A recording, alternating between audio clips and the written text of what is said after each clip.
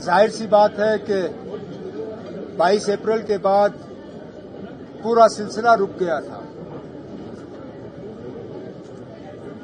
اب اس سے پہلے کہ باقی ملک بھر سے لوگ یہاں آنا شروع کریں، پہلے تو ہمیں خود آنا چاہیے. اس لیے کل پہلگام میں کیبنٹ کی میٹنگ، آج گلمرگ میں ایڈمنسٹریٹو سیکرٹریز اور سینئر ایچ او ڈیز کی میٹنگ. کوشش ہمارے طرف سے یہ کہ کم از کم ایک تو تھوڑی سی چہل پہل ہو، دوسرا تھوڑا سا جو ہے پبلسٹی کا سلسلہ بنے. اور اس کے بعد میں نے ایجوکیشن منسٹر صاحبہ سے کہا ہوا ہے کہ اسکولز، کالجز، ان کے طرف سے جو ایکسکرژنز اور پکنکس کا سلسلہ رہتا ہے وہ بھی شروع کریں، انہیں بھی گلمرگ، پہلگام وغیرہ ان ڈیسٹینیشنز میں لانا شروع کریں تاکہ تھوڑی سی جو ہے نارملسی کے طرف ہم چلنا شروع کریں. سینٹ ممبرز کا ڈیلیگیشن بھی آیا ہے، ان سے کل آپ نے ملاقات کی، تو کس طرح کا امپیکٹ دکھ رہا ہے آپ کی، اس کا اثر آنے والے وقت میں دیکھنے کو ملے گا؟ امپیکٹ تو بعد میں پتہ چلے گا، لیکن فی الحال تو میں شکر گزار ہوں کہ وہ آئے، وہ اپنی مرضی سے آئے. میں اس کا کریڈٹ نہیں لے سکتا ہوں، ڈپارٹمنٹ اس کا کریڈٹ نہیں لے سکتا ہے. ہم یہ نہیں کہہ سکتے ہیں کہ وہ ہمارے دعوت پہ آئے. الٹا انہوں نے وہاں سے ہمیں کانٹیکٹ کیا اور کہا ہم آنا چاہتے ہیں، اور میں ان کے یہاں آنے کا شکر گزار ہوں اور امید کرتا ہوں کہ ان کا یہاں آنا ہمارے لیے فائدہ مند ثابت ہو. سر ابھی بھی کوئی ٹورسٹ ڈیسٹینیشن آف ہے، بند ہے، کیا کھولنے کا ارادہ ہے؟ ان کو بالکل کھولنے کا ارادہ ہے. اس کے ساتھ ساتھ کچھ تو پورے ڈیسٹینیشن ہی بند ہیں. مثال کے طور پہ دودھ پتھری بند ہے، کچھ اور جگہیں بند ہیں، لیکن کچھ جگہوں پہ ڈیسٹینیشن ود ان ڈیسٹینیشن بند ہے.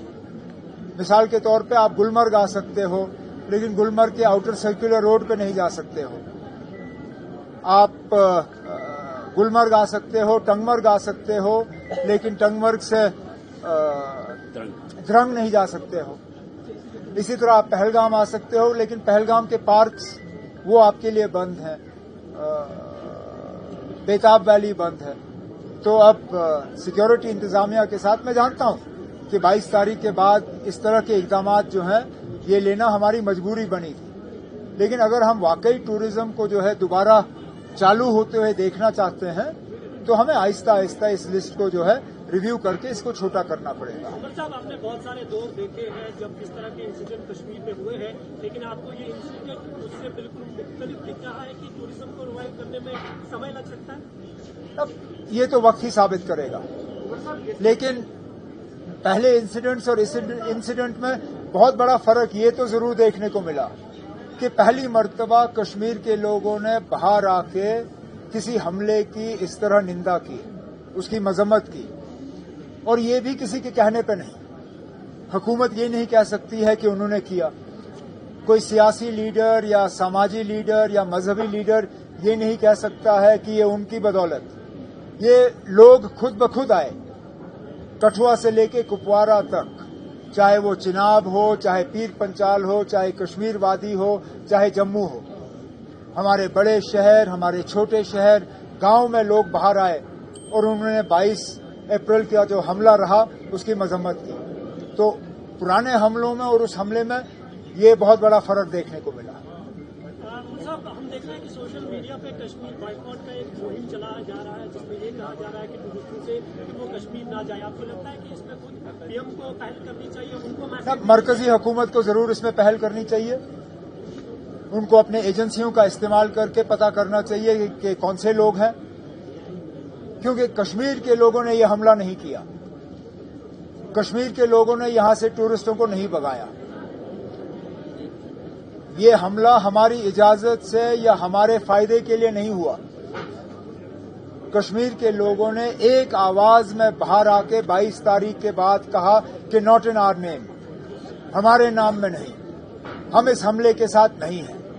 اس کے بعد بھی اگر آپ کشمیر کے لوگوں کو سزا دیں اور ان کو بائیکاٹ کرنے کی بات کریں تو میں معافی چاہتا ہوں، خدا نہ خواستہ اگر اس طرح کا حملہ ہمیں کبھی دوبارہ دیکھنا پڑے، کون آئے گا نا اس کی مذمت کرنے کے لیے؟ اگر مذمت کرنے کے بعد بھی ہمیں گنہگار سمجھا جاتا ہے تو پھر ہم کریں تو کریں کیا؟ اس لیے میں چاہتا ہوں کہ مرکزی حکومت اس چیز کو جو ہے نظر انداز نہ کریں، وہ اپنی ایجنسیوں کا استعمال کر کے اس میں تحقیقات کر کے اس کیمپین کو روکیں۔ پی ایم کی بات کا ہمیشہ ایک امپیکٹ رہا ہے، آپ پی ایم سے کہیں گے کہ وہ اس طرح کی No more light to be thrown on it. In principle, Cabinet has given its approval and tasked the R&B department to frame a concrete proposal and also to invite expressions of interest in terms of designs for this memorial. And once it comes, then we'll take it forward from there. You mentioned that there is an elected, unelected, and the central government who has to coordinate in times of crisis. So are you feeling that you cannot handle the crisis? No, it's not that. Is there a challenge? It's not that. The fact is that security and law and order is not the responsibility of the elected government. Whose responsibility is it? The Lieutenant Governor. Therefore, clearly, there are three sets of sort of power centers that need to coordinate to ensure that things go smoothly here. I can promote tourism. I can create the infrastructure for tourism. I can ensure that the tourists come and have a good visit. But the security of the tourists currently resides within the powers of the Lieutenant Governor. And that is the point I made. That the union government, the elected government, and the set of government that is represented by Raj Bhavan, we need to work together to ensure that what happened on the 22nd of April doesn't happen again.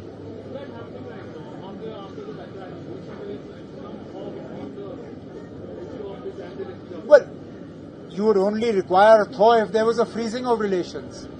When have you ever heard me alleging a freezing? I'm just stating that going ahead we need to work closely together. That's all. I'm not saying that in the past we haven't. I'm just saying that going ahead to come out of this crisis, perhaps we need to redouble our efforts. So has this incident kind of stalled the movement on statehood conversations? No, not at all. That you are having with Not at all. If you were to take out the speech, the formal speech that circulated in the Niti Aayog meeting, you will find a categorical mention for return of statehood in that which was given to the Honorable Prime Minister and all the members of the Governing Council of the Niti Aayog. So the conversation around statehood has not stalled. The only thing I was unwilling to do was to use the special session of the Assembly to talk about statehood. But that doesn't mean the conversation has stopped. The conversation is ongoing.